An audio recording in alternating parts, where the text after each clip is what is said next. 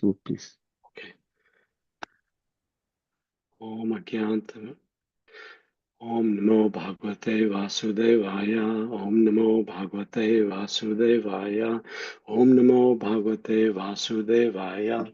Narayana Namaskritam Naram Chaiva Narottamam Devim Saraswati Vyasam Tato Jayadudire Shanvata Swakata Krishna Punya Shravana Kirtana Hirdantasva Bhadrani Vidnuti Sutsatam Ashtaprayashu Aprateshu Nityam Bhagavata Sevaya Bhagavate Uttama Shloke Bhaktir Bhavati Nashtaki Krishnaya Vasudevaya Devaki Nandanaya Cha Nanda Gopa Kumaraya Govindaya Namo Namaha Om Agyantamirandasya Jalanjana Shakaya Chashkra Itam Tasma Shri Gurave Namaha Shri Chaitanya Manobhishtam Stapitam Yena Bhutale Swayam Rupam Kadamayam Dadati Swapadantikam Namo Vishnupadaya Krishna Prasthaya Bhutale Srimate Bhaktivedanta Swami Tanamane Namaste Saraswate Devi Gauravani Pacharane Shesha Shanyavadi Pashtatai Deshatarane Jai Shri Krishna Chaitanya Prabhu Nityananda Shri Advaita Gadadhar Sadigor Bhaktavinda Hare Krishna Krishna Krishna Hare Hare Hare Rama Rama Rama Hare Hare. Thank you very much. Thank you, dear devotees, for joining for ISKCON Portland, ISKCON Hillsborough Sunday morning Bhagavatam class.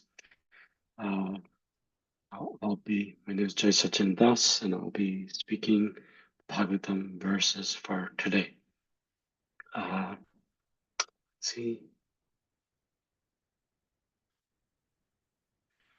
I think you can all see the Veda base. I'm kind of scrolling it up and down, right? Yes, Prabhu. Okay. So we're on this, we're on Canto 1, and we're on chapter 14, the disappearance of Sri Krishna Bhagavan.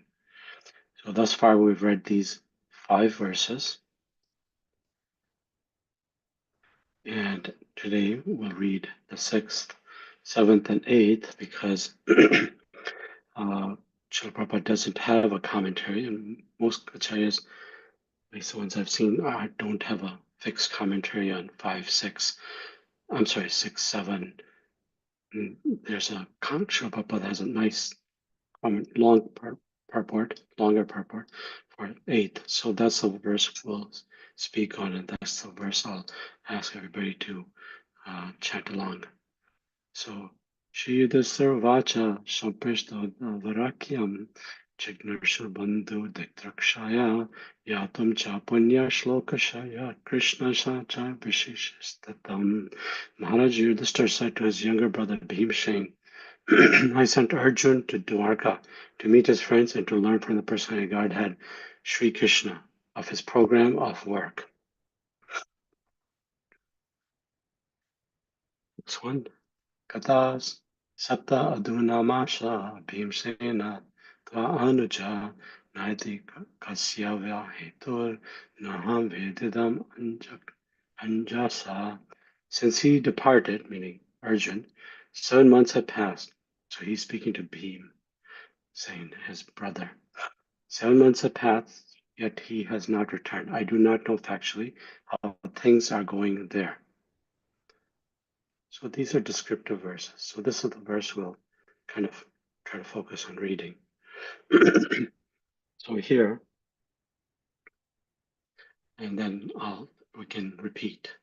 So here, Abhi Deva Rishi Nadishta Sakaloyam Pashtata Yadatma Angamakridam Bhagwan Utsi Shakrashti Abhi Deva Rishi Nadishta Sakaloyam Upashita Yadatma Angamakridam Bhagwan Utsikshati Abhi Deva Rishi Nadishta Sakaloyam upashitata yadatmo angamakridam Bhagwan utsi sikrushati api deva rishi anadishta sakaloyam upashtata Yadatmo angam akridam bhagwan utse sakrashati.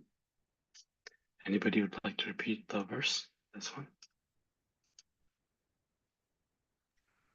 I can try, Prabhu. please.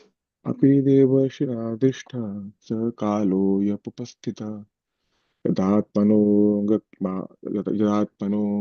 क्रीडं भगवानोत्सीतक्षति. Thank you. Hare Krishna Prabhu. Krishna. अपि देवर्षिणादिष्टः स कालोऽयम् उपस्थितः यदात्मनोऽङ्गम् अक्रीडं भगवान् उत्सिष्कृष्यति. It's a tongue twister. Yeah. Thank you, Prabhu. Anyone else? Thank you. Anyone else? Hare Hare Krishna. Krishna. Go ahead, Mataji. Yeah, Hare Krishna Prabhuji, Mataji. Jai Srila Prabhupada ki jai. Api devarishtanastah sakalo yam yugastrititah yada yadatmano yadatmano nagam krishyam bhagavan utishtat krichat. Very small letters, Prabhu. Yeah. Okay. Hare Krishna. Thank you, Mataji. Hare Krishna, Prabhuji.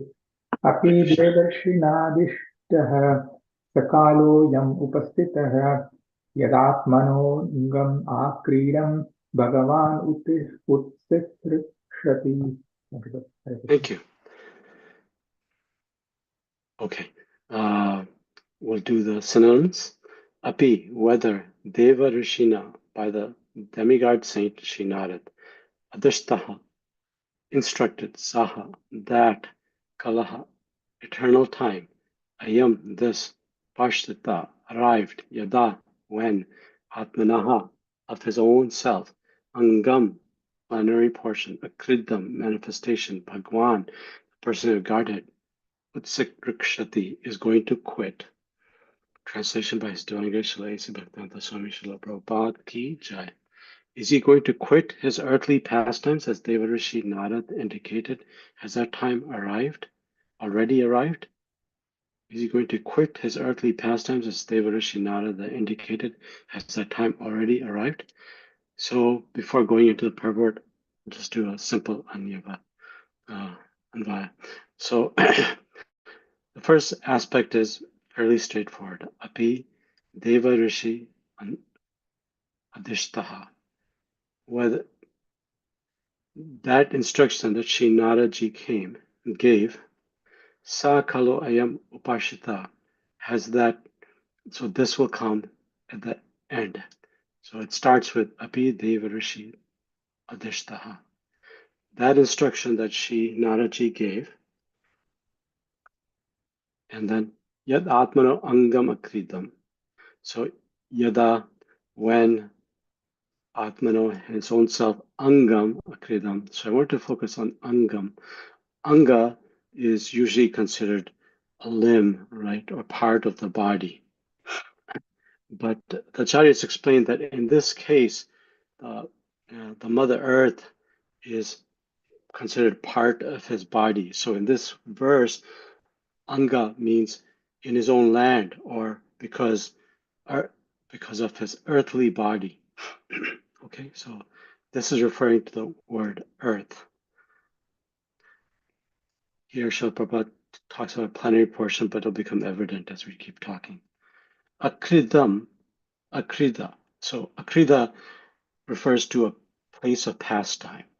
So here it's called manifestation. Once again, it'll become evident in the translations. Angam, earth, akridam, place of pastime. Bhagwan utsirikshati. So utsirikshati here is translated as quitting or giving up. Quitting or giving up. So what this is saying is Yadatmo Angam Akridam Bhagavan Utsirikshati. So here it is saying, has that time come for Swami Bhagwan, Krishna, to quit his earthly pastimes? Has that time come for Bhagavan Shri Krishna to give up his earthly pastimes or give up his form engaged in his earthly pastime. So, Api Devarshi Adhishta, as Naraji had advised me, because Naraji spoke to Yudhishthir in the previous chapter, Sakalo Ayam Upashita, has that time come where Bhagavan Shri Krishna is going to give up his earthly pastime? Okay, so that's how that verse is translated. So here, and Sridhar Swami translates this as, when will the Supreme Lord desire to give up his own pastime, or specifically the drama of imitating the activities of a human being in this material world? Has that time arrived yet? Okay, so Anga here is not quite meaning a limb. The Acharyas, specifically Madhva Acharya says Angam, limb, and quit. You cannot say it means Bhagwan is going to quit his limb, because that's not possible. So here, Anga, it has to speak to about the earth. And so quitting means, is he giving up his earthly pastimes? Okay, so purport by His Divine Grace Lord A.C. Bhaktivedanta Swami Prabhupada. As we have discussed many times, the Supreme Personality of Godhead, Lord Sri Krishna, has many plenary expansions, and each and every one of them, although equally powerful, executes different functions. In the Bhagavad Gita, there are different statements by the Lord, and each of these statements is meant for the different plenary portions or portions of the plenary portions. For example, Sri Krishna, the Lord says in Bhagavad Gita, whenever and wherever there's decline in religious practice, O descendant of Bharat and a predominant rise of irreligion, at that time I descend myself. Bhagavad Gita 4.7. To deliver the faithful, to annihilate the miscreants, and also to re-establish the principles of occupational integrity, I appear in every age. Bhagavad Gita 4.8. If I should cease to work, then all humanity would be misdirected. I would also be the cause of creating unwanted population. I would thereby destroy the peace of all sentient beings. Bhagavad Gita 3.24. Whatever action a great man performs, common men will follow. And whatever standards he sets by exemplary acts, all the world pursues. Bhagavad Gita 3.21. I'll come back and explore this purport as best as I can. I'm just trying to read the purport right now. All the above statements by the Lord apply to different plenary portions of the Lord, namely his expansions as Sankarshan, Vasudev, Pradyumna, Aniruddha, and Narayan. These are all he himself in different transcendental expansions. And still, the Lord, as Sri Krishna, functions in a different sphere of transcendental exchange with different grades of devotees. And yet, Lord Shri Krishna, as he appears once every 24 hours of Brahmaji's time, or after the lapse of 8.64 million solar years in each and every universe, and all his transcendental pastimes are displayed in each and every universe in a routine spool. Spool means kind of like a movie loop repeating itself. But in that routine spool, the functions of Lord Krishna, Lord Vasudeva, etc., are complex problems for the layman. There's no difference between the Lord's self and the Lord's transcendental body. The expansions execute differential activities.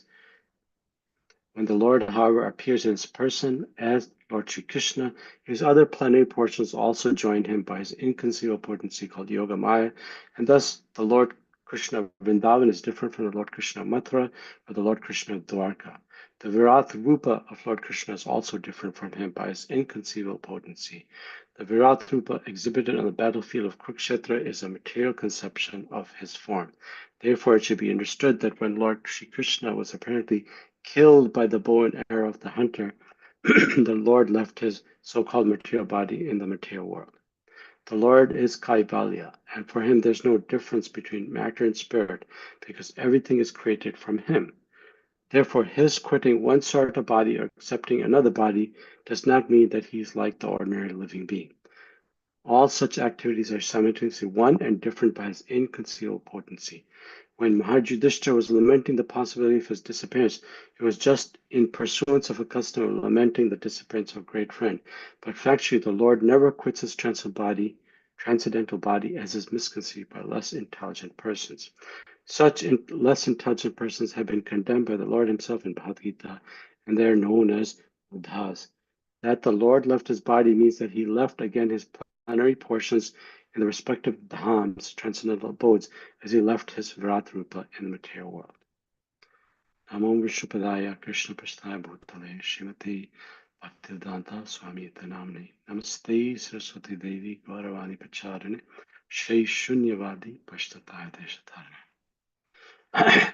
So, what is so the first half of the verse talks about Devarishi Narad giving an instruction. So Naraji, in previous chapters we read, had spoken to Yudhishthira Maharaj when Vidura had encouraged Dhritarashtra to leave the palace at Hastinapur and go north and basically renounce the material world.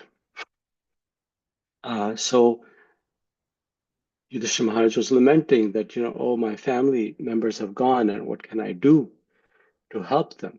So Devarishi Narad at that point came and explained to Yudhishthira Maharaj that Bhagwan has already performed his duties to the demigods, and we'll come back to that. Bhagwan has completed the requested duties that the demigods had engaged him in, and he's awaiting the rest. But you, the Pandavas, can wait as long as Bhagwan is here on earth. So, like Vidurji, Naraji did not describe the destruction of the Yadavas, the Yadus, which had already taken place by that time. So, so Naraji is hinting that about Sri Krishna's disappearance. Srila Prabhupada says that in his purport in verse 1.1350, that Sri Naraji indirectly gave a hint to Maharaj Yudhishthira and the Pandavas to wait until that actually happened and the Lord has departed. And so essentially the instruction for Yudhishthira Maharaj was, don't be disturbed by raga, dvesha, happiness and distress, but look to Bhagwan to complete the mission for which the Lord has descended, and then subsequently, leave your kingdom at that point. But for right now, do your duty, because you're assisting Bhagwan in the request that the devatas had given. So that's the context of that's the hint that Naraji gave in that that Bhagwan has already fulfilled the request of the devatas, and that he's just waiting. So here, Srila Prabhupada says, Sri Krishna has many plenary expansions, and each and every one of them, although equally powerful, executes different functions. Different functions. And then he says in Bhagavad Gita, there are different statements by the Lord, and each statement is meant for a different plenary portion or portion. So he's pointing that out with these verses because this is not the function of Lord Krishna in Vrindavan, or this to instruct about dharma or to deliver the righteous and destroy the demons. Or if I should cease to work, then all humanity would be misdirected, meaning I have to be a good example. These sorts of things. This is not what Lord Krishna in Vrindavan is trying to do. So the point is that Lord can have different functions and different expansions accompany him, specifically when he descends to the planet as Swayam Bhagavan Sri Krishna himself. And that this occurs once in the day of Brahmaji. So the expansion, since he's the source of all incarnations, and so he is the avatari, the source, yet he's also the avatar, and within him, he contains all these expansions. And that this is being continually displayed in different universes at different point in Shri Brahmaji's 24-hour day. So then Srila Prabhupada talks about that this is very difficult for the average person or the common person who's not familiar with Shastras to actually understand this.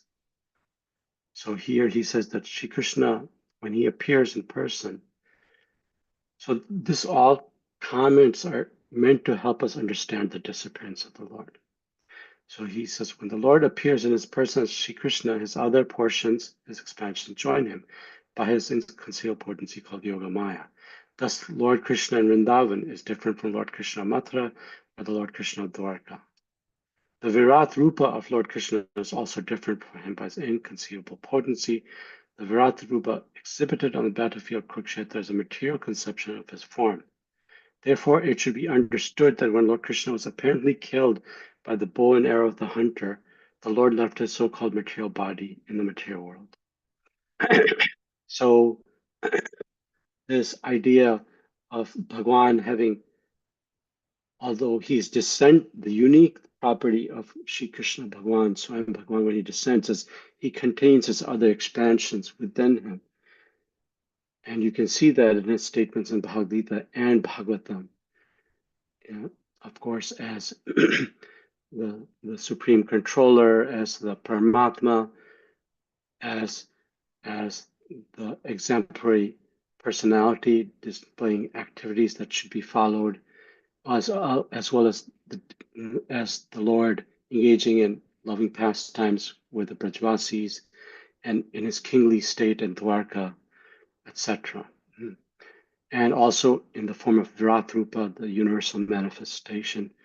And even in Bhagavad Gita, you can see his manifestation in the form of Kala Rupa, right, in chapter 11. So I want to just explore this statement that Srila Prabhupada made about the Virat Rupa being a material form, and as that form that was left when Lord Krishna was pierced by the bow and arrow of Jara the hunter, and the Lord left his material body.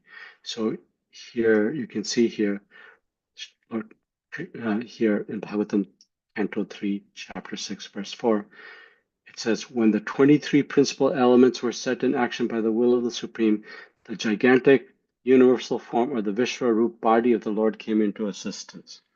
So it's here, it's point, Srila Prabhupada says, Krishna exhibited, here, Lord Sri Krishna exhibited this Virat or Vishwarup to Arjuna just to convince the impersonalists that he's the original personality of Godhead.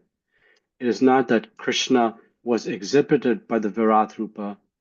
So the point is the sequence is important. Krishna Bhagwan contains within him, as Srila Prabhupada explains in the verse we just read, expansions, meaning aspects that can fulfill different functions. But it's not that the Virat Rupa contained within that form, the material form, Swayam Bhagwan Krishna. So that's important. Therefore, the Virat Rupa is not an eternal form of Lord. It is a material manifestation of the Lord. So we know from Bhagavad Gita where Krishna blessed Arjuna because Arjuna wanted to see the form of the Lord as he's permeating the material world. So he was given Divya Drishti, divine eyes, divine vision to enable him to see the universal form. So this is very interesting because this, if one thinks about it, this means that even though the Virat Rupa is a material manifestation, as explained here by Srila Prabhupada and by this verse in Bhagavatam, that without the will of Bhagwan, it is impossible to see with our ordinary eyes. So Sri Jiva Goswami in Bhakti Sandarbha speaks about this, that whatever a yogi perceives in the Virat is similar to how any person becomes like a witness in a dream. Is that not everybody can see what we see in our dream. And the point he's making is that Bhagwan is even the creator of that dream. That's the analogy. Arjun seeing the form of the Lord and us being in a dream, there has to be a creator of that dream. So therefore, by that analogy, no one else but Arjun could see that form of the Lord. And that was due to the controller, is what Jiva Goswami says, of that dream, and which is, or of that vision, which is Sri Krishna. So, Arjun said that I want to see that form of yours that pervades the material universe. So Bhagavan says, yes, you can see. And Arjun sees, and then he says, I can't tolerate seeing this any longer. So please stop it. And so it was stopped. So, Sridhar Maharaj in his commentary says, how is that possible? And where this vision is manifesting, Arjun is saying, no, I don't want to see. Like we can't control that. If we see something we don't necessarily like, it's not like we can just turn it off. And the point that Sridhar Swami makes is that Bhagwan is the supreme controlling subject, and that the experience of seeing for Arjun comes from something higher, and that what he wants Arjun to see, Arjun will see, but we cannot see that because we're not allowed to see that by Bhagwan himself. So the Virat Rupa is a material manifestation that is exhibited by Swami Bhagavan Krishna. It's not vice versa, as what Srila Prabhupada is saying, that Krishna is exhibited by the Virat Rupa. So, and you can see some additional. So, where does in the expansions of the plenary portions, or the portions of the plenary portion, as Srila Prabhupada states, how does the Virat manifest?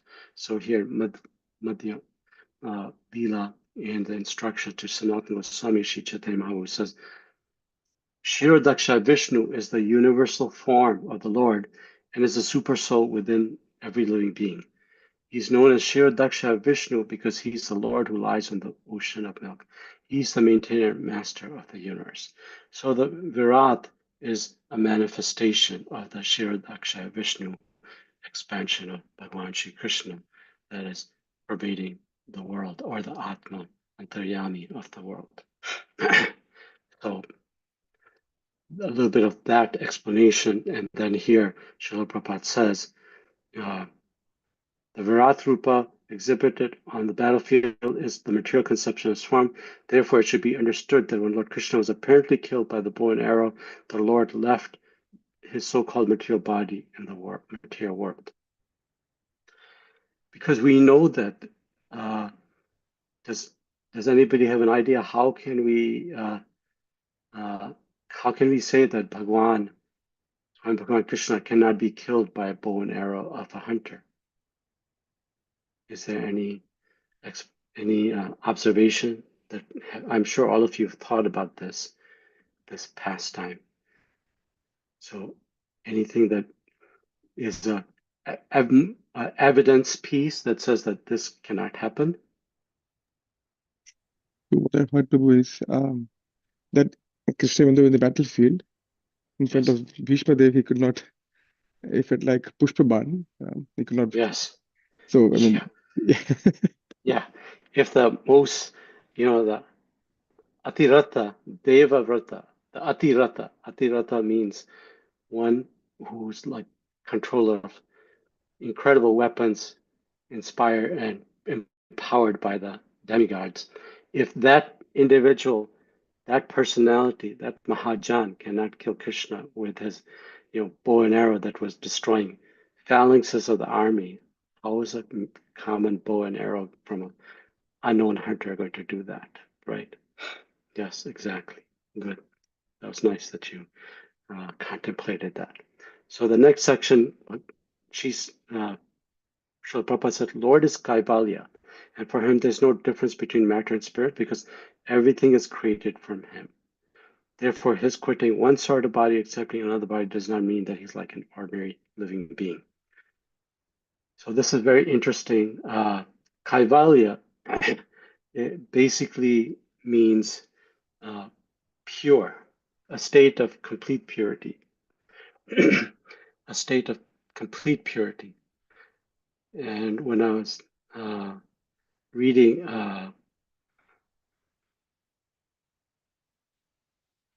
this, this is a very ecstatic statement, although it seems very simple. There's no difference between Bhagwan in terms of manifestation of his body and his self. So that's a straightforward statement. So Jiva Goswami in the Priti Sandarbha explores this like beautifully, and I'll delve into that because this is a Bhagavatam class. So here in Canto 11, chapter 9, 17, specific verse 18, he quotes this here. Para avaranam parama aste kaivalya samjita kevala anubhavananda sandava nirupapadika. So here, the Lord is a supremely worshipable object for all beings, including liberated souls, demigods, and ordinary created souls. This portion is the Lord is the specific portion that 18 is saying. The Lord is eternally free from any material designation, kaivalya, without, and he constitutes the totality of spiritual bliss, which one experiences by seeing the Lord's spiritual form. The Lord thus exhibits the fullest meaning of the word kaivalya. This is Srila Prabhupada's talking about this right here. So the idea is that in Priti Sandarbha, Sri Jiva Goswami talks about different types of liberation. And Kaivalya usually for Vedantas means liberation from material distress. But here, Sri Jiva Goswami is raising this point because he's saying that this Kaivalya is actually the state of purity where pure love of Bhagwan is actually being made to stay. It's better than any type of liberation. So he's saying it's not that those that are liberated are free of love of Bhagwan, but some of them may just want to become free from material suffering. So the point here that's being made is that Kaivalya is an elevated state. And then he explores it more by quoting this verse here. Sarva Vedantam Sharanam Yad Brahma Atmikatva Lakshanam Vastu Advityam Tanishtam Kaivalika Prayojanam. So what he's making point here is that this Bhagavatam, which is the essence of all the Vedantas, has as its subject matter the absolute truth, which is non-different from the spirit soul. And the goal of this literature is exclusive devotional service unto Supreme Truth. So he's making a point that Kaivalyaka Prayojana, that this is the only goal of life. That pure love of Bhagwan, as stated in this prior verse, is the prayojan, it's the goal of life. Like, so putting it together, he says Kaivalya normally means purity, but specifically in the Bhagavatam, it means purity in one's love for Bhagwan. So the whole idea here that is being explored is that Kaivalya refers to Priti. And it's the only aim of one's life. It's the prayojan, aim and goal. Because we know from Bhakti-Rasamrita Sindhu in the definition of Uttama Bhakti that that the goal of Uttama Bhakti is nothing less than, the prayojan of Uttama Bhakti is nothing less than priti. And the real purpose of Bhagavatam is to display Kaivalya prayojanam. So here it's, and therefore the Lord is pure in that there's no material tinge in him. And the devotee that has come into the state of awareness of Bhagwan is also Kaivalya. And Bhakti, Uttama Bhakti, that is also Kaivalya, because it is a state of priti, pure love for Bhagwan. And it is a greater state than the Kaivalya that's being referred for those that are seeking liberation. I thought that was a very, I read this a while ago when I was going to speak about the different types of liberation. And I thought that was a really beautiful statement of what is purity within the individual living being and what is purity in Bhagwan and what is purity as per the definition of Srimad Bhagavatam. It's prayojanam of Uttama Bhakti. So some of this, he says, then Srila Prabhupada goes on to say, Maharaj Yudhishthira was lamenting the possibility of disappearance, his disappearance. It was just in pursuance of common custom or lamenting the disappearance of a great friend, but actually, the Lord never quits his transcendental body as is misconceived by less intelligent persons. So I want to explore that. so,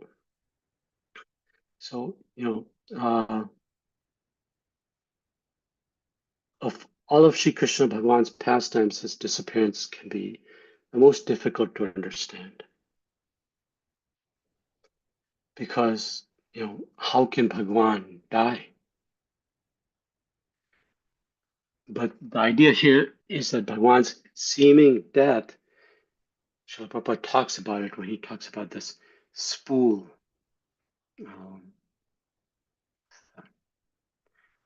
His transcendental pastimes are displayed in each and every universe in a routine spool. Spool means like a movie loop that repeats itself. And yet they're complex for a person to understand, for the common person to understand. So his death, seeming material death, which was of the Virat Roop form, as we just showed, and Srila Prabhupada discussed at length in Canto 3 and explains that. His seeming death is of that material expansion. It's not death as we commonly understand it in the material world, like the ceasing of existence. It rather indicates a departure, like an arrival in a different portion of the universe. So one can see more about this in Canto 11. It's not described, it's hinted at in Canto 10, but it's not described so much in Canto 10. Does anybody have a sense of why the pastime of the Lord leaving his material expansion is not described in Canto 10? Canto 10 is the biggest in terms of content, but why is it not actually described in Canto 10? Any idea?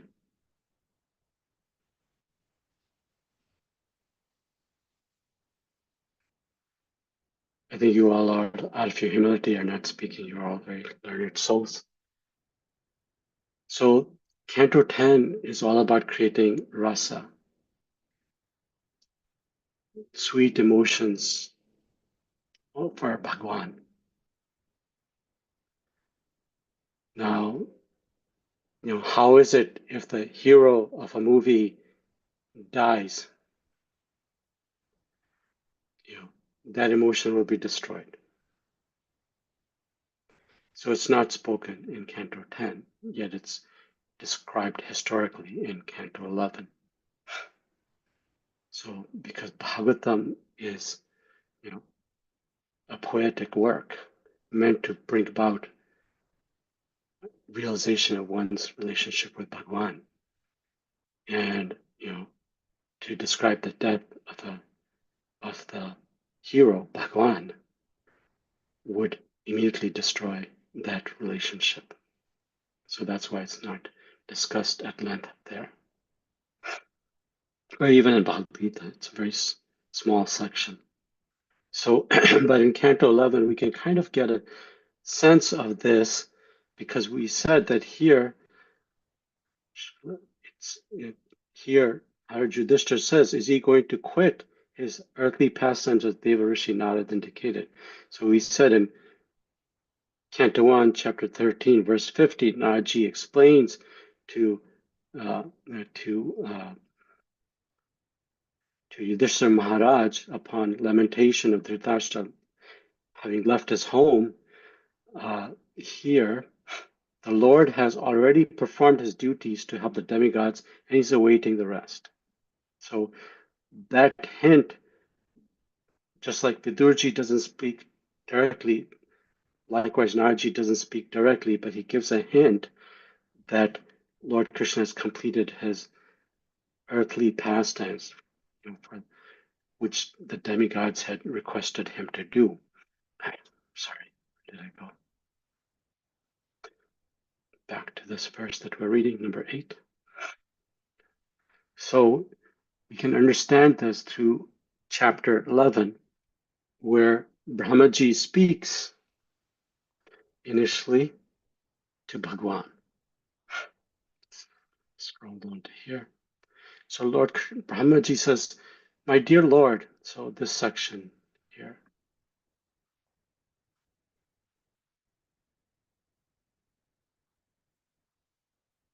Here, this explains what Brahmaji says, and then Bhagwan responds. So Brahmaji says, "My dear Lord, we requested you to remove the burden of the earth. That request has been fulfilled. That request has been fulfilled. You have manifested, that aspect of our request has been, that task, that deliverable has been done."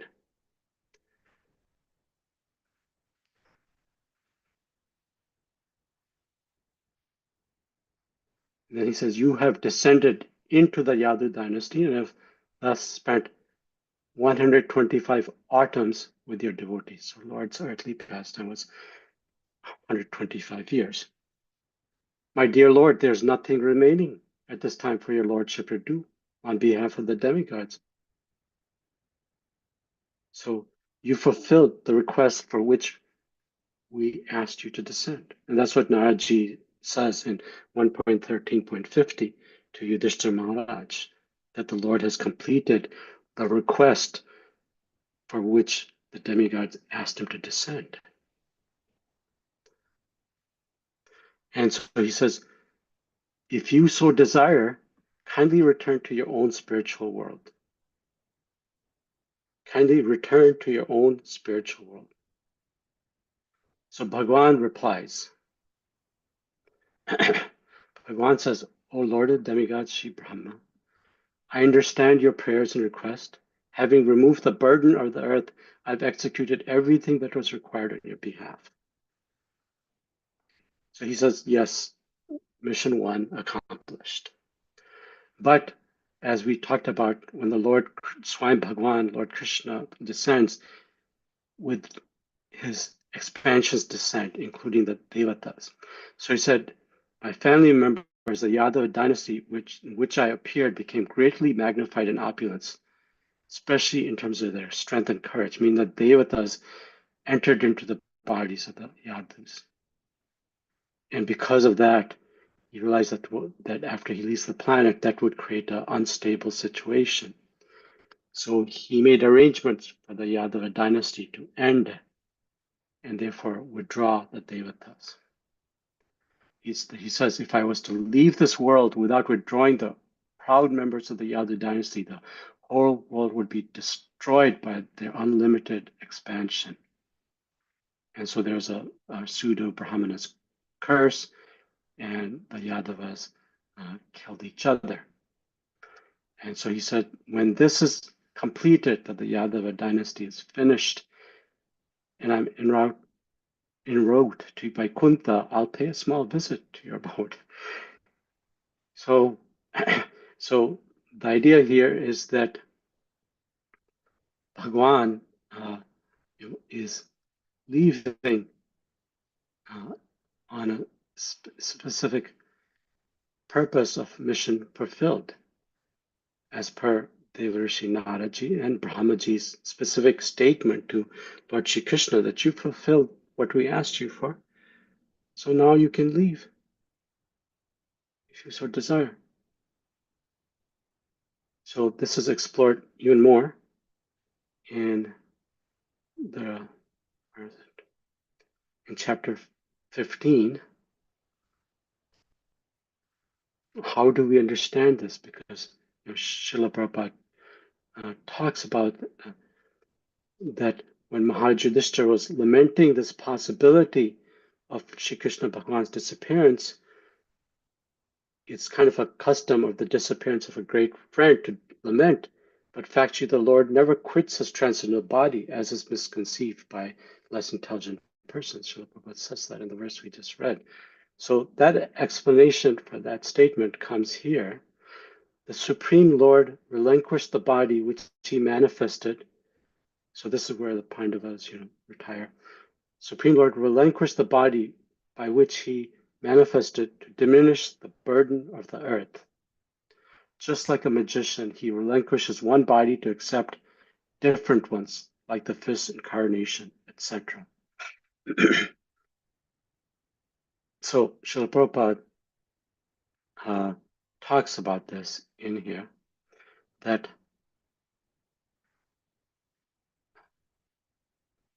the Lord has eternal forms of unlimited variety, of which the fish incarnation, as was exhibited within this universe, is one. Because there are innumerable universes, somehow or other, the fish incarnation must be manifesting its past sense without cessation. In this verse, the particular word dhate, eternally accepted, and not the word dvitva, accepted for the occasions used. The idea is that the Lord does not create the fish incarnation. He eternally has such a form, and the appearance and disappearance of such an incarnation serves a particular purpose. So he's speaking about this. Dhatya Jaya Dyapanata. And the example is given for how a magician performs an illusion of giving up his body, yet he hasn't, it's an illusion, he has not given up his body. So the Lord basically, the comment is being made that the Lord expands and maintains various expansions and produces the illusion of giving them up, but does not actually give up his factual body.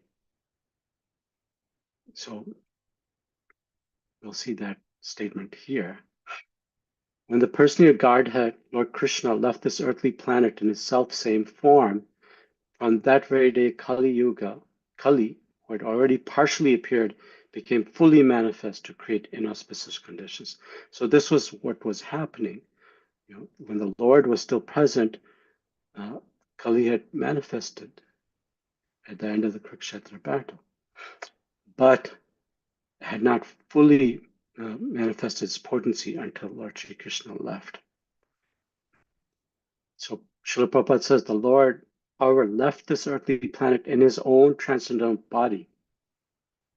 In his own transcendental body. Here, his self-same form. Swatanva.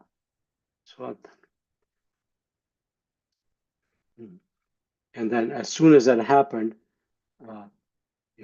truth, religion, beauty, etc. followed him, as it says later on in 11th canto. And then Kali Yuga began its kind of onslaught. So here you can see this, where in the first 5 verses we read in this chapter, so Yudhishthira says, Arjun went to Dwarka to see Lord Krishna and his friends.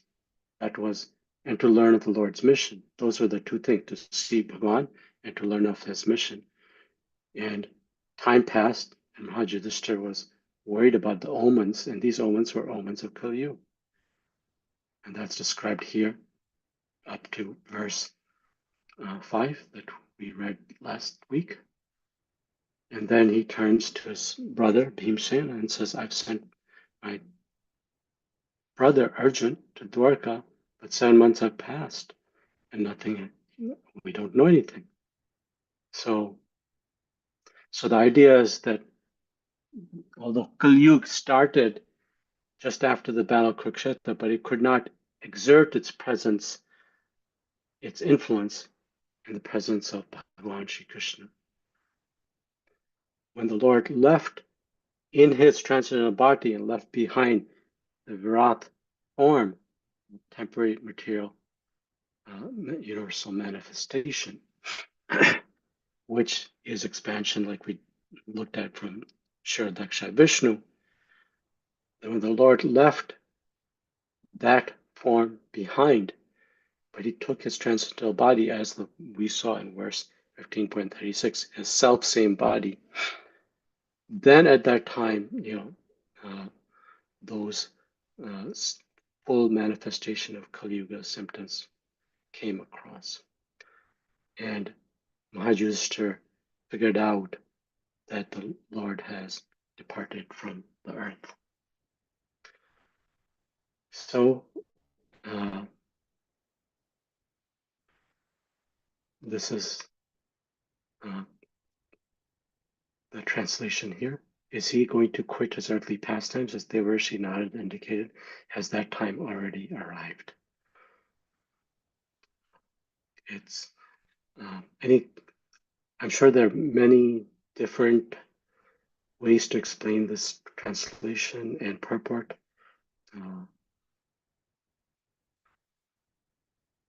Please share your thoughts, additions, comments.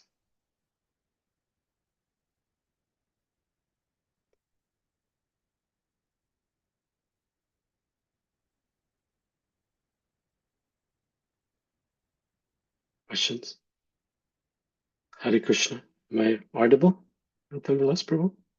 Yes, Prabhu. Can hear you, Prabhu. Thank you.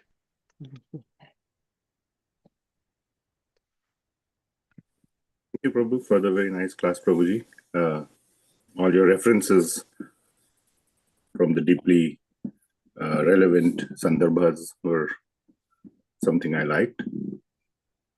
And yes, this pastime of departure of Lord Krishna is very sweet, or sweet in the sense that a lot of learnings to be obtained from this. Thank you for bringing those out. Thank you.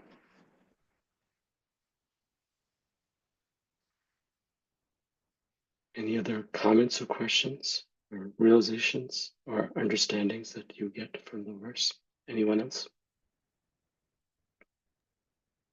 Thank you so much, Prabhu, for the wonderful class. Yeah, you mentioned very beautiful references, very beautiful narrated, Prabhu, and explained about the Virat Purusha, Prabhu, the apparent metal form of the Lord. Yeah, thank you so much. Right. This is kind of a painful discussion for most devotees. Like even Krishnadas Kaviraj Goswami does not describe in depth the departure of Sri Chaitanya Mahaprabhu for that same reason. Okay, I think Prabhu, Krishna. thank you so much, Prabhu. I just wanted to, it was a really nice class. Really liked all the references that you gave, especially how you explain Virat Roop is, Krishna Bhagavan is the source of Virat Roop and not the other way around. And yes. I'm still trying to understand the context of these Bhagavad Gita verses that Prabhupada has listed here in his purport. Like, how so do they fit in with the... So I think the point is that, Krishna in Vrindavan is not, descending for the purpose of reestablishment of the dharma in the worldly sense, nor to annihilate the miscreants. That's different function. I see. Okay. Krishna in Dwarka has a different function than Krishna in Vrindavan and Krishna in Mathura, like Srila Prabhupada says here, right? And he says, it's Lord Krishna, the specialty of Swami Bhagavan Krishna when he descended is that his other expansions actually came with him. And thus, Lord Krishna Vrindavan is different from Lord Krishna Mathura or Lord Krishna Dwarka. So expansions of Anga, as we said in this verse, Anga actually means earth as his material body. But Anga, means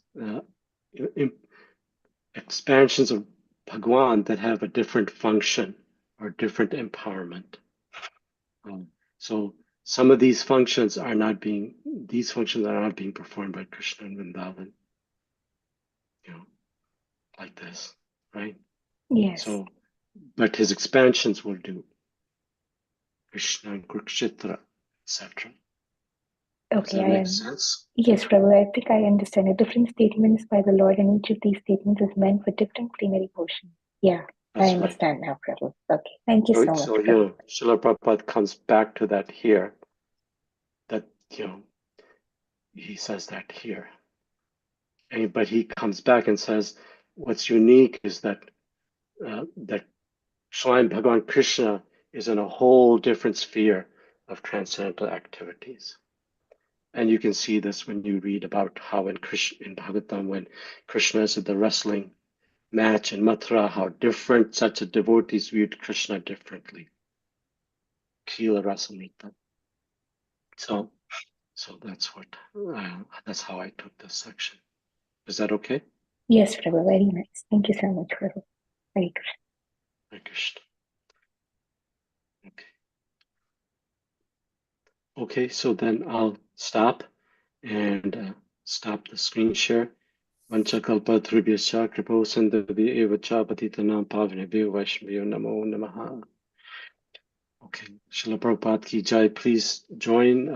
I know at 10 o'clock we're starting the English translation. So, and the goal is to kind of wrap up by Aarti time. So please come if you can. Okay. Thank you, Prabhuji. Very Thank you. good class. You talked very well about the Krishna's Vrindavan life and Madhura's life. It is very, very, very important to the devotees. They may be sometimes confused. That is very good. I am very happy. Hare Krishna. Hare Krishna. Namaste, Prabhu. Should we end? Yes, Prabhu. We can, Prabhu. I'll end the call, Prabhu. Okay, thank you so Thank you so much, much. Prabhu. Hare Krishna, Prabhu. Thank you so much.